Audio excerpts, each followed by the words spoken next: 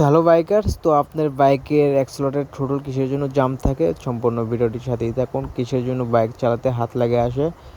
তো দেখেন, আমি থ্রোটলটি খুললাম, খোলার পর দেখেন থ্রোটলের ভিতরে কিন্তু ময়লা জমে গেছে, কিন্তু হ্যান্ডেল বার সাথেও কিন্তু জম পড়ে গেছে, মরিচা পড়ে কিন্তু আপনার হাই হয়ে গেছে, ফুলে উঠছে হ্যান্ডেলটা।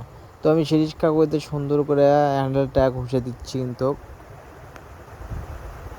ফুল ঘষার পর আমি কিন্তু সুন্দর করে আবার মোবিল দিয়ে দিলাম। তো মোবিল দেওয়ার পর আমি কিন্তু থ্রোটলটি ঢুকে আবার একটু খেলালাম, আর আমি তার আগে কিন্তু থ্রোটলের ভিতরে ন্যাকড়া ঢুকে আমি তেল দিয়ে পরিষ্কার করছি।